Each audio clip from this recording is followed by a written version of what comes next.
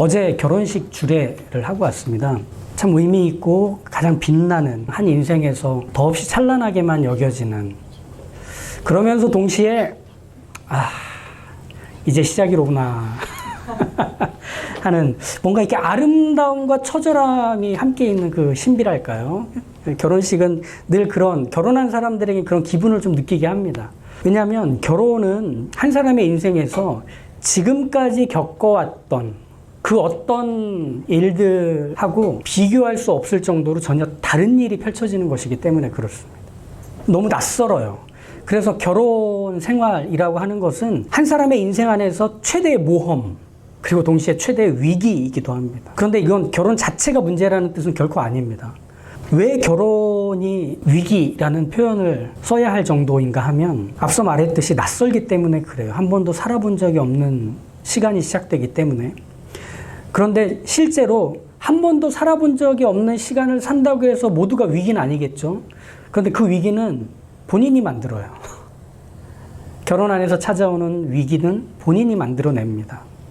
결혼을 하면 결혼 생활을 시작해야 되는데, 이 결혼 생활 안에 결혼하기 전의 시간을 끌고 와서 반복하기 때문에 문제가 생기는 겁니다. 대부분의 결혼 생활의 갈등, 또 그로 인해 생겨나는 상처, 이건 결혼 전에 하던 걸 안일하게 끌고 들어와서 벌어진 비극들이 대부분입니다.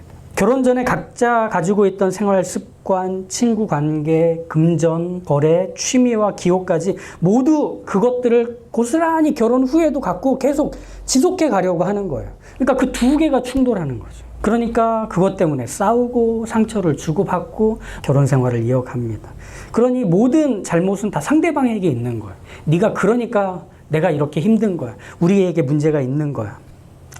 나와는 너무나 다른 그 상대를 틀렸다고 여기기 때문에 이 갈등은 쉼이 없는 거예요. 그래서 벌어지는 일들 한번 떠올려 볼까요? 결혼 생활에서 벌어지는 싸움들 사실은 너무나 사소한데 수만 가지의 사소함이어서 전혀 사소하다고 말할 수 없을 정도죠. 치약 튜브를 중간에서부터 짜는 것, 끝에서부터 짜는 것, 이걸 가지고 싸웁니다. 몇 년을 몇십 년. 양말을 뒤집어 내놓지 않은 걸로 싸웁니다. 너는 가정교육을 형편없이 받았구나로 이어지는 막 그런 싸움의 시작이죠. 밥을 먹을 때 국이 꼭 있어야 한다. 그럴 필요 없다. 이런 걸로 갈등을 벌입니다. 화장실에 화장지를 6자로 해야 되는 게 맞다. 9자로 해야 되는 게 맞다. 이런 걸로 싸움이 멈추질 않아요. 너무나 사소한, 싸울 거리도 안 되는 것들을 가지고 왜 싸우느냐면 거기에 그 사람이 결혼 전에 살아왔던 시간이 담기기 때문입니다. 야, 나는 국이 없으면 뻑뻑해서 밥을 못 먹어. 야, 어떻게 사람이 9자로 세팅된 화장실에서 일을 볼 수가 있어, 불편해서. 치약은 끝에서부터 짜야 이게 절약할 수 있는 거야. 그러니 나와 다른 배우자의 모습을 인정하고 받아들이는 것도 힘든데 그걸 주장까지 해버리니 싸움이 멈추겠습니까? 나에게는 너무나 정당한 일이에요. 근데 상대방에겐 낯선 일이죠. 그중 가장 문제가 없어 보이지만 실제로는 가장 심각한 문제, 그리고 가장 비참한 결과로 계속 반복되는 건 양가의 부모님 문제입니다. 결혼해서 둘이 가정을 꾸리는데 양가의 부모님을 결혼 이후에도 같이 끌고 들어와서 새 부부가 같이 사는 격이 되는 거예요. 남편과 아내라는 새로운 역할을 가졌는데 실제는 여전히 각자의 아빠 엄마의 딸과 아들로 살고 있는 거예요. 누구도 우리 아빠가 이렇게 했어, 우리 엄마가 이렇게 하라고 했어 라고 말하진 않을 거예요. 그런데 실제로는 앞에서 말한 치약 튜브를 어디서부터 짤 것인가, 화장실의 화장지는 9자인가 6자인가, 밥 먹을 때 국이 있어야 되는가 없어야 되는가는 다 우리 부모님께로부터 받은 것들이잖아요. 부모님께서 우리를 기를 때 만들어 놓은 시간들이 우리가 살았던 시간들이잖아요. 그러니 이걸 내 시간이고 모두가 다 그렇게 사는 상식적이고 보편적인 거라고 주장해대기 시작하면 남편이 남편다워질 시간을 잃어버립니다. 아내가 아내다워져야 할 시간을 잃어버립니다. 오히려 그것들을 통해서 아빠 엄마의 딸과 아들로 여전히 남겨져 있을 뿐입니다. 그래서 창세기에서는 이런 일들을 미리 대비하여 이렇게 써놓지 않았습니까? 남자와 여자가 부모를 떠나서 한 몸을 이루라. 이미 얘기 다 해놨어요. 물론 아빠 엄마의 아들과 딸이었는데 결혼한다고 어떻게 그게 다 없는 게 될까? 아니죠. 뭐 그런 말을 하는 건 아니에요. 부모와의 관계를 다 끊어내라 이런 뜻은 아니에요. 그런데 결혼 전의 시간을 결혼 생활 후로 끌고 들어오면 분명 결혼 생활은 전쟁터가 되는 건 자명합니다. 그러니 이런 말을 서로에게 계속 반복하는 거예요. 이해가 안 가네. 그건 네가 바뀌어야 돼. 야, 세상 사람 다 자꾸 물어봐봐. 누가 잘못했나? 이 얘기가 돌고 도는 일이 반복되는 겁니다. 왜? 서로는 그 시간을 자연스럽게 살아왔거든.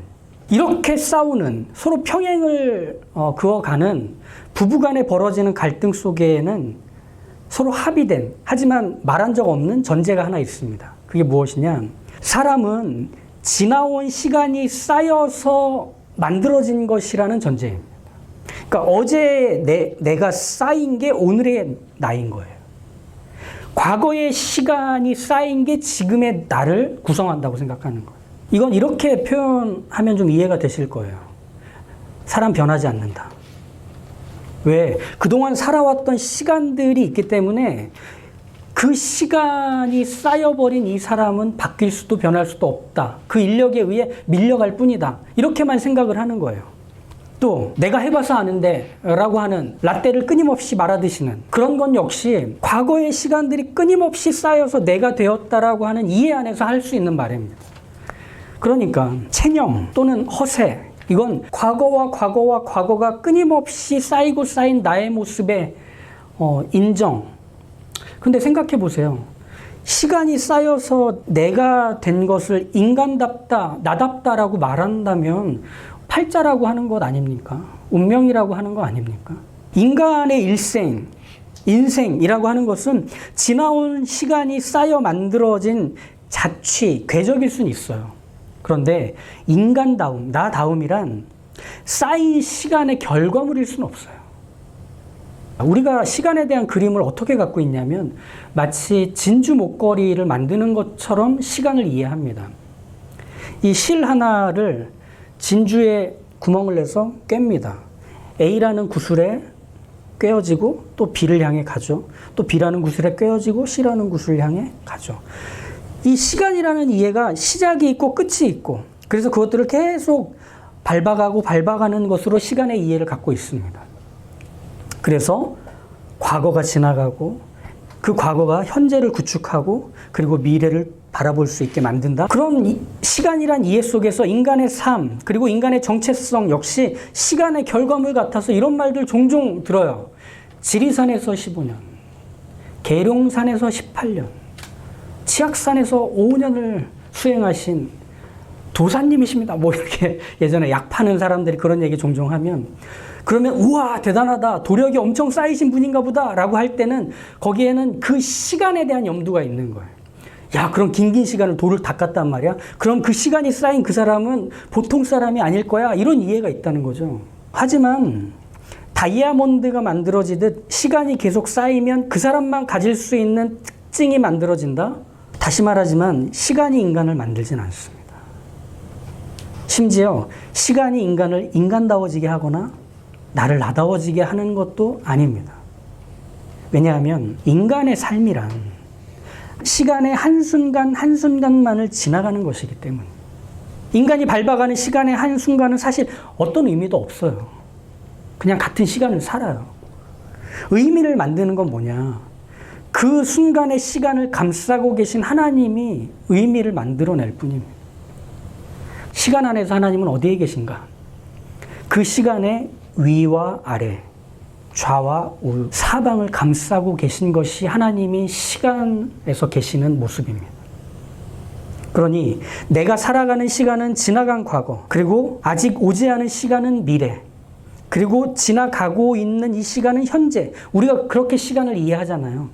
그런데 하나님은 과거와 현재와 미래라고 하는 것이 사방으로 둘러싸 안으신 채로 현재로 여기고 계십니다. 바로 지금. 하나님은 어디 계신가? 지금에 계십니다. 그러니 우리가 하나님을 시간 안에서 안다라고 하는 건 이건 마치 그 스냅 사진을 찍는 것 같은, 즉석 사진을 찍는 것 같은 거라고 이해하시면 될 것 같아요. 하나님이 모든 순간순간마다 바로 거기에서 계시는 거기 때문에. 왜냐하면 모든 시간의 순간마다 하나님은 찾아오시고 개입하셔서 우리의 인생에서 어떤 순간도 당신의 주도권, 당신의 사랑을 채우지 않은 적이 없으셨기에 시간 안에서 우리는 하나님을 이렇게 표현합니다. 이미 경험한 하나님, 머지않아 경험할 하나님, 지금 경험하는 하나님. 그러니 우리는 모든 시간의 순간 속에서 하나님을 확인하게 됩니다. 오늘 승환 형제가 특송해줬던 지금 이 순간, 이걸 한번 이렇게 가사를 떠올려 보시면, 지금 이 순간은 날 묶어왔던 규정과 판단과 평가, 그리고 제약의 사슬이 벗겨지는 마법 같은 기적의 현장이 되는 게 지금 이 순간. 지금 이 순간은 수없이 많은 비난, 고난들을 떨치고 저주하며 버리던 손들을 뿌리치고 내가 가야 할 길, 내가 바랬던 소원, 깊이 간직해 두었던 꿈을 비로소 실현하는 그 현장. 이게 지금 이 순간이잖아요. 그죠? 시간이 쌓여서 내가 되었다라는 이해를 가지고서는 지금 이 순간을 살아낼 만한 실력을 갖출 수 없습니다. 왜냐하면 어쩔 수 없어. 내가 그렇게 살아왔고, 그리고 나를 그렇게 살게 만들었던 많은 것들에 의해 지금 내가 되었으니 나는 그대로 살아갈 뿐이야 라는 것밖에 할 수 있는 말이 없어서. 그러다 보니 이 가사를 둘러싸고 있는 날카로운 기준과 비판들, 나의 꿈과 재능을 비웃고 얕보던 표정과 손가락질들, 그게 홍해 바다보다 깊어 보여요. 그게 여리고 성벽보다 높아 보여요. 그게 골리앗보다 강해 보여요. 늘 져왔던 경험들은 시간으로 나에게 쌓여 난 또 질 거야 라고 생각할 수밖에 없을 거라서. 그러니 귀 한번 못 펴보고 살아온 사람의 외침처럼 이 노래는 그 이전에 독백들이 있었을 테지만 지금 이 순간에는 전혀 다른 자리에 내가 서 있어 라고 외치는 것 같아 보여요. 맞아요. 우리도 살아보면 알잖아요. 좀처럼 제일 안 바뀌는 게 결국 나예요. 변화가 없어요. 개선도 성장도 일어나지 않는 것 같아요.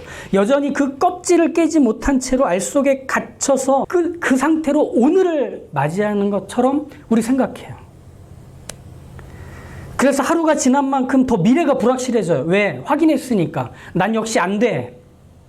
그냥 나는 이거야 라고 하는 걸 확인했으니 또 그 다음을 기대감 없이 살아가죠. 그렇게 만들어내는 게 뭘까요? 염려라는 겁니다.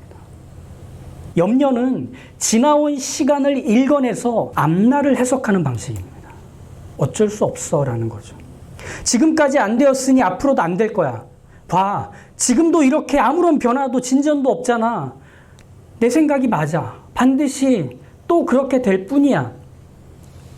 내가 가지고 있는 힘도 재능도 돈도 기회도 지금의 이 순간을 바꿔낼 수는 없어 라는 그 체념이 염려입니다. 앞날을 또 그렇게 생각하는 건 말이죠. 하지만 믿음은 시간의 힘에 대한 확신이 아니에요. 그 시간이 나를 만들어냈다라고 하는 확신과 받아들임, 체념이 아니에요. 믿음은 모든 순간을 채우는 하나님을 읽어내기로 하는 안목이에요. 그 시간 위와 아래 좌우를 채우고 있는 그 하나님을 볼 줄 아는 시선이라는 말이에요. 즉 바로 지금 날 둘러싼 이 위아래 좌우 사방에 하나님이 계시다는 걸 알고 그 하나님이 무엇을 하고 계신지를 기대하는 것, 그것이 믿음이라고 하는 것입니다. 이 시선을 가지고 나의 인생과 상대와 주변 사람들의 인생을 바라보며 살아가는 것을 신앙이라고 합니다. 그냥 단념하거나 단정하지 않는 거예요. 지금 무엇이 일어나고 있는지를 하나님이 거기 계시기에 하나님의 시선과 그분의 손과 발로 다시 해석하고 바라볼 줄 아는 것입니다. 저는 그것이 결혼이라는 제도 안에 하나님이 허락하신 목적이라고 봅니다. 결혼은 하나님이 인간에게 주신 최초의 제도거든요. 서로 다른 삶을 살아온 두 인생이, 두 존재가, 두 시간이 하나가 되는 게 결혼입니다. 평생 나밖에 모르고 살아왔어요. 그냥 내가 전부였어요. 그러다가 이제 사랑하기 때문에 짊어져야 하는 다른 사람의 인생, 그걸 함께 지고 간다는 것은 얼마나 버거운 일입니까? 얼마나 낯설고 힘든 결정입니까? 근데 그걸 시작하는 게 결혼이잖아요.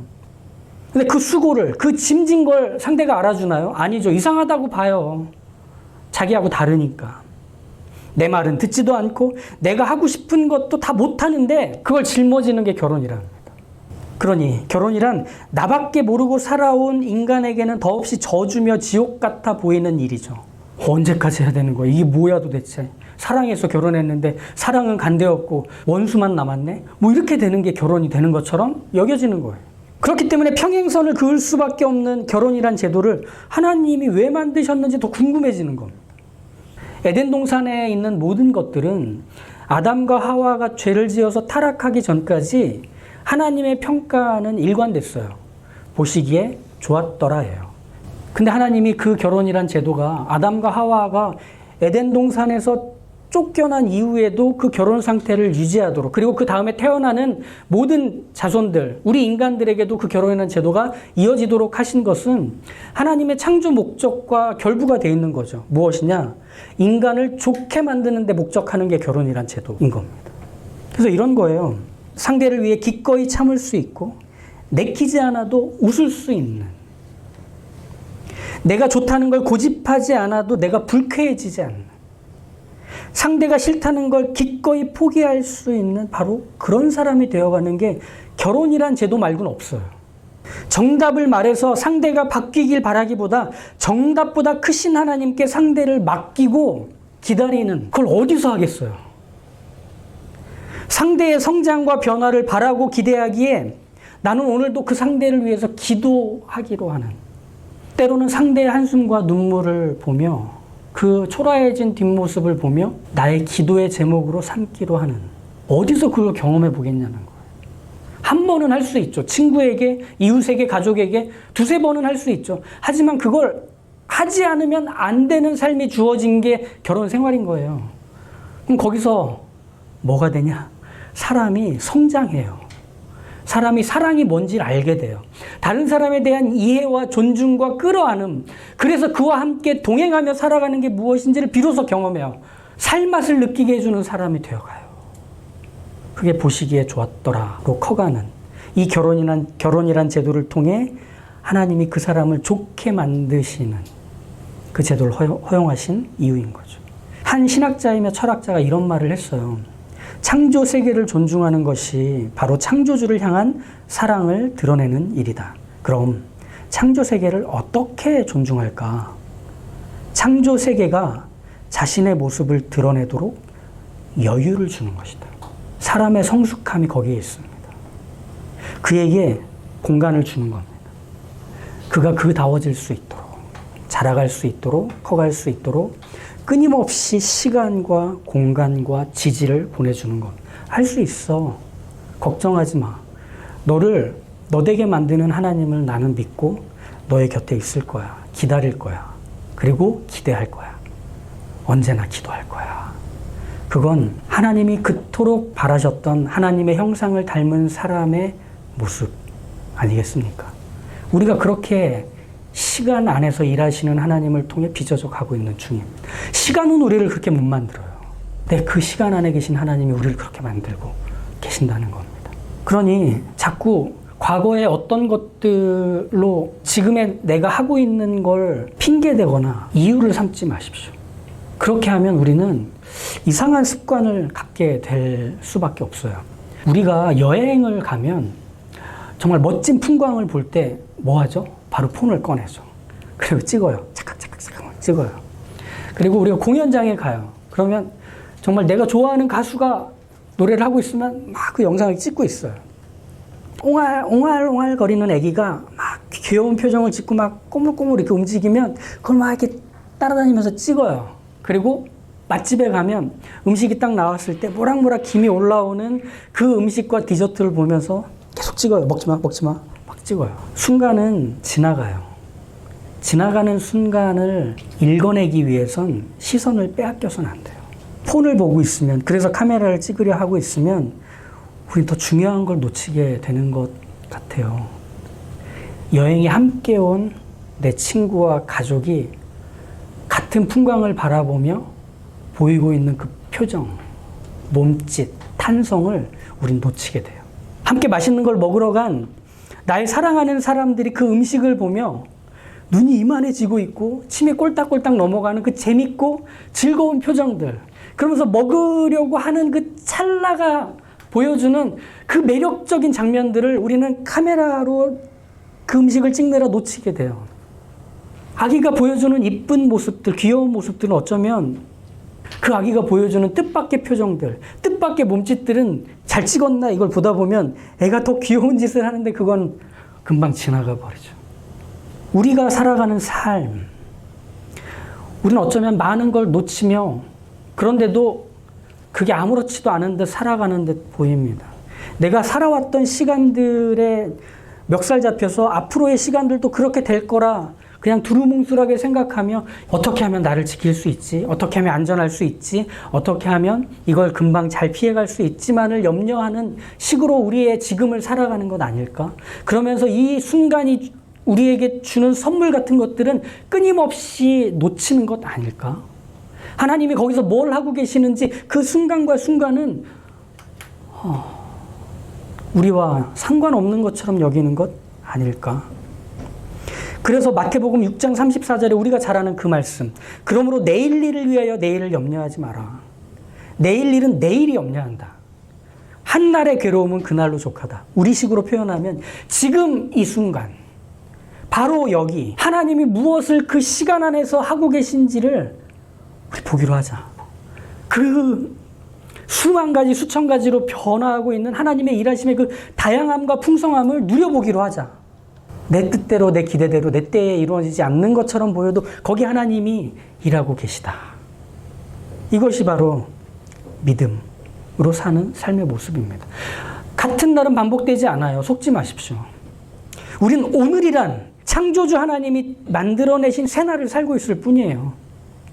그렇다면 어떤 해석도 어떤 설명도 어떤 확신도 이 오늘, 이 지금이라는 새로운 날을 감히 추측하지도 못해요. 그날을 우리가 살고 있는 중이에요. 얼마나 대단합니까? 아이들이 크고 있습니다. 소은이가 예전에 첼로로 예배 찬양할 때 반주해줬었죠. 그때 소은이와 오늘 소은이는 애기 소은이와 어른 소은이가 됐더라고요.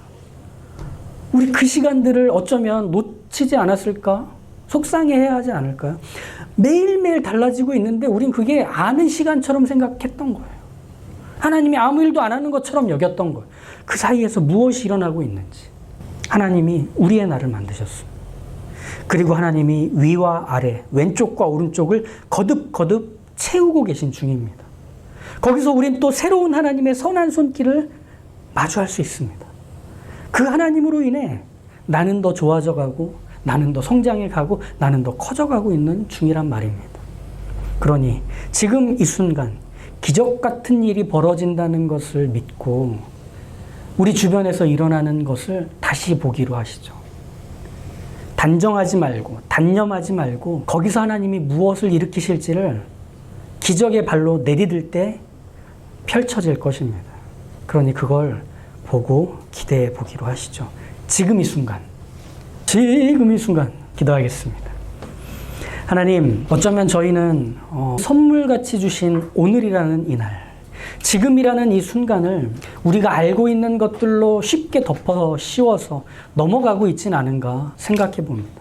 대기의 기온이 바뀌고 가지의 나뭇잎의 색깔이 변해가고 예전에 우리가 할 수 없었던 것들을 점차 하게 되는 일들을 우리는 너무 뭉뚱그려서 너무 단순하게 치부하며 넘어가진 않았나 돌아봅니다. 염려하지 마라. 너희가 이미 겪었고 알았던 것들을 가지고 이제 일어나고 있는 것들과 앞으로 일어날 일들을 쉽게 해석하려 들지 말아라. 그 시간 안에 하나님이 계신다. 하나님이 채우시며 하나님이 일하신다. 하나님이 그 모든 자리에서 당신의 생명과 기적과 변화와 성장을 또 더 좋은 것을 이루고 계신다. 그러니 그 순간을 기대해라. 그 순간을 바라봐라. 그 순간을 누려라. 말씀하시는 이 예수님의 말씀 속에서 내일은 내일이 염려하게 두고 오늘을 살아가는, 오늘을 누리는 하나님의 사람들의 생애가 되도록 인도하여 주시옵소서. 예수님의 이름으로 기도합니다. 아멘. 아멘.